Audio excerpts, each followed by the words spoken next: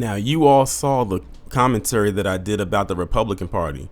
Now, I hope y'all don't think I wasn't going to spin the block and do a commentary on how the Democratic Party harmed the black community. I hope no one thought that, but here we are, so let's get into it. For decades, the Democratic Party has branded itself as the party of progress, equality, and justice. They've earned overwhelming support from black voters, sometimes as much as 85 to 90% in presidential elections. But if we take a closer look, we see a troubling pattern of promises made but not delivered, symbolic gestures instead of systemic solutions, and in many cases, policies that have actively damaged the economic, cultural, and political power of black Americans. So today, I want to break down the history, the policies, and the modern reality of this relationship, because it's time to ask this question. Has the loyalty of the black community to the Democratic Party truly paid off? Let's start with history. For many people, it's surprising to remember that the Democratic Party of the 19th and early 20th centuries was actually the party of the South, of segregation, and of Jim Crow laws. For decades after the Civil War, Democrats were the ones pushing voter suppression, literacy tests, poll taxes, and racial violence. It wasn't until the 1960s with the Civil Rights Movement that the Democratic Party began to pivot.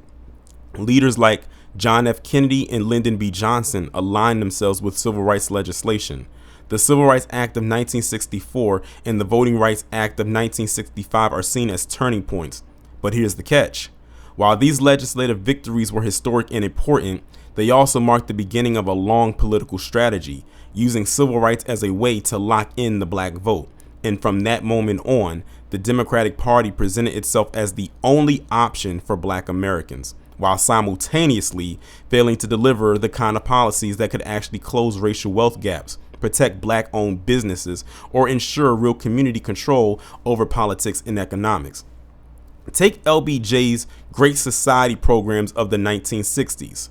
These were marked as anti-poverty initiatives, but they also reshaped black communities in very damaging ways.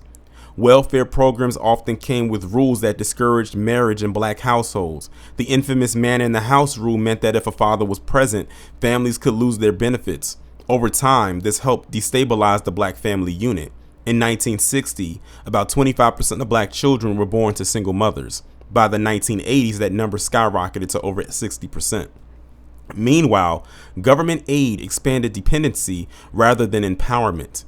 Instead of investing in black businesses, land ownership, or wealth building programs, Democrats doubled down on redistribution that kept families afloat, but rarely gave them a ladder to climb out of poverty. So think about it.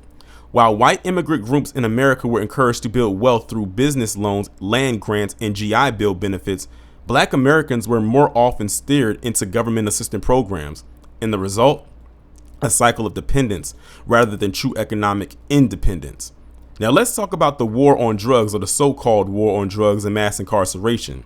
Many people think of this as a Republican issue because of Richard Nixon or Ronald Reagan, but Democrats played a huge role as well.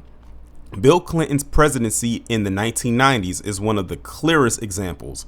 In 1994, he signed the Violent Crime Control and Law Enforcement Act, also known as the 1994 Crime Bill. It was the largest crime bill in U.S. history, and it devastated black communities. This bill funded the building of more prisons, created the three strikes law, and incentivized states to pass harsher sentencing. It contributed directly to the explosion of the prison population, which disproportionately targeted black men. By 2000, nearly 1 in 3 black men between the ages of 20 and 29 was under some form of correctional control, whether in prison, on probation, or on parole. And let's not forget the 1980s crack epidemic. Democrats supported harsh sentencing laws that punished crack cocaine use far more severely than powder cocaine, even though the drugs were chemically similar.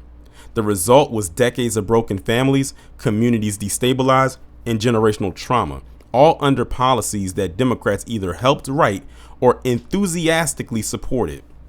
One of the Democratic Party's biggest strategies has been offering symbolism instead of substance. We get cultural gestures like kneeling in kente cloth, inviting celebrities to the White House, or making Juneteenth a holiday, but very little in terms of actual systemic change. For example, Democrats campaign on promises of police reform, but after George Floyd's death, what did we actually see? A lot of talk, a lot of slogans, but no major legislation that fundamentally changed how policing operates in black communities. They also talk about closing the racial wealth gap, but under Democratic leadership, the gap remains massive. According to Federal Reserve data, the median wealth of white families is still about 8 times that of black families, and that hasn't changed in decades, despite all the, quote, campaign promises. Today, Democrats still use the same playbook. They promise economic justice, but rarely deliver policies that actually build black wealth. Student loan forgiveness, for instance, was marketed as a way to help black borrowers, but it didn't address the deeper structural issue. Why black students take on more debt in the first place? Housing policies under Democrats continue to fail at reversing redlining and generational discrimination. And immigration policy is another area where black communities often lose out. When large numbers of immigrants, documented and undocumented, enter low-wage job markets, it disproportionately affects black workers who already face systemic barriers to employment. But Democrats rarely acknowledge this trade-off. So here's the reality. The Democratic Party has built a brand as the savior of the black community, but their track record shows something very different. From welfare policies that destabilize families, to crime bills that fueled mass incarceration, to empty promises that never closed the wealth gap, the pattern is very clear. Democrats have relied on the black vote while delivering very little in return. This isn't about saying the Republicans are the answer. It's about recognizing that blind loyalty to any political party is dangerous. The black community has power, but only if that power is leveraged and not taken for granted. It's time to move beyond symbolic politics and start demanding policies that actually build wealth, empower families, and protect communities, because until that happens, the cycle of harm will continue. Thank you to everyone who watched both of these commentaries. So y'all let me know what y'all think about this down in the comments, and I will talk to you in the next one.